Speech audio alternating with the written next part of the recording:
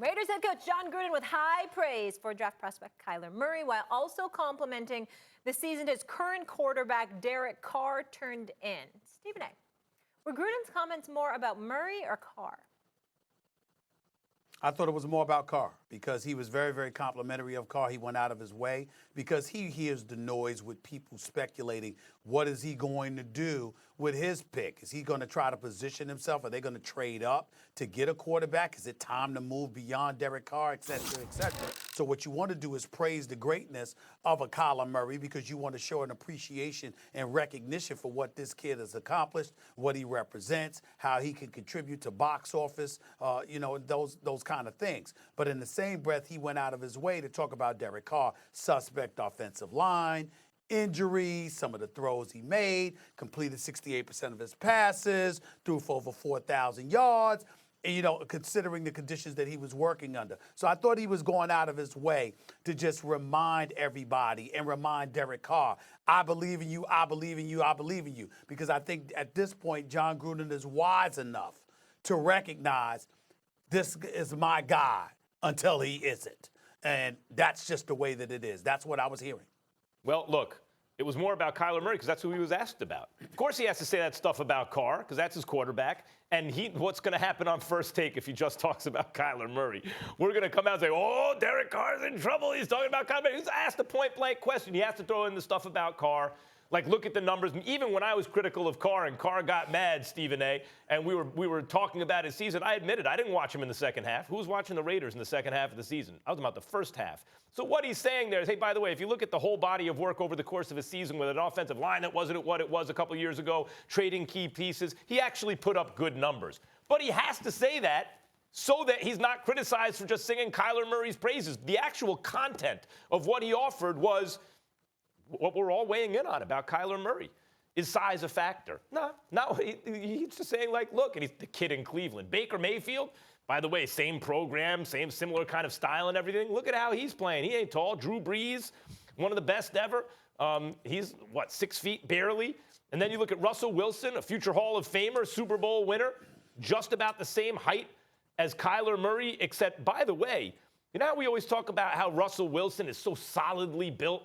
Because he's like 5'10 and change, 204. Kyler Murray outweighs him by a couple pounds. He's a little over 5'10, 207. Not with hands the size of Russell Wilson, but also big hands. But Gruden's saying, look, we've already seen that does not disqualify you from being a great quarterback. And it is interesting to see how quarterback gurus from the previous era, which is what Gruden is, feel about a guy Kyler Murray's size because, 10, 15 years ago, that may have been disqualifying. And he's saying, no, it's not anymore. That was the point. Well, listen, I don't think that was the only point. And that's the point that I'm trying to make. There is some pressure. They got to make a decision. You got a lot of people in Raider Nation that don't believe in Derek Carr.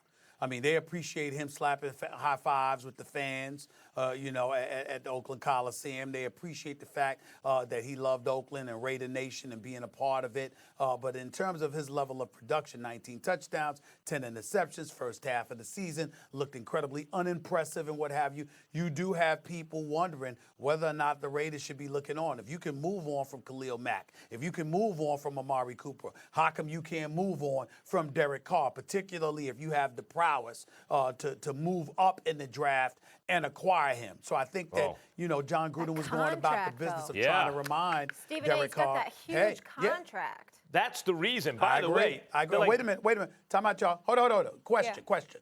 When y'all say huge contract, I understand he signed for $25 million. Do y'all have any idea what some of these other quarterbacks are getting paid? But that's the Is point. it really huge? I just don't know if they can. It's the money that has That's them the stuck. point with Derek Carr. Whether or not he realizes it, who wants Derek Carr at that price? You can say whatever. He doesn't get paid as much as a couple different quarterbacks, Stephen A. But that doesn't mean, look, Khalil Mack, people don't care what he's paid. They're like, yeah, we want Khalil Mack. Amari Cooper, you're going to have to pay him and give up a first-round pick. Yep, let's do it. That's not the case with Derek Carr. There's not a market like that for Derek Carr. I want you to come back. I want you both. I respect where you're coming from. I want you both to respond to what I'm about to say. And it's two things. Number one, Matthew Stafford's never won a playoff game in his career, getting over $27 million. Jay Cutler was getting around 26. I'm going to ask y'all again. are you sure that it's really a lot of money? Yes. In the grand I scheme of the appreciate that NFL context, quarterback Stephen A. picture. Yes, because Jay Cutler That's was the not a context I'm coming tradable. Jay Cutler was not a tradable commodity at that price, and neither is Matthew Stafford, and neither is Derek Carr. They are not attractive commodities on the market. You will not get a lot back for them. Not only because I think the league has passed judgment. Maybe Carr still has upside. He looked good a couple of years ago. Yeah. Maybe he could do that again.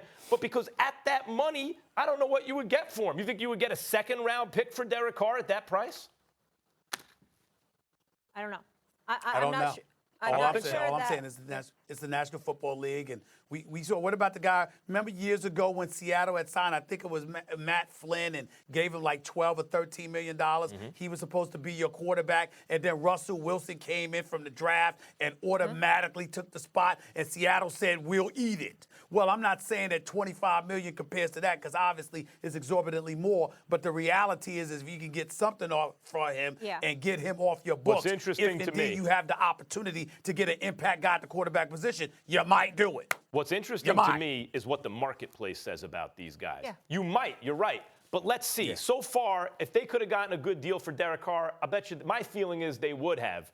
And I suspect that the marketplace doesn't value him highly at that price. If he was cheap, I'm sure there'd be takers, but not at this I'm not sure price. that Carr can't be a great quarterback somewhere. Well, he was I'm not sure excellent that in the past. Yeah, so we shall see. Quarterback situation he that will was. be He had very, an very excellent interesting year. He because had we one know Jon excellent year. Gruden was not afraid to make moves.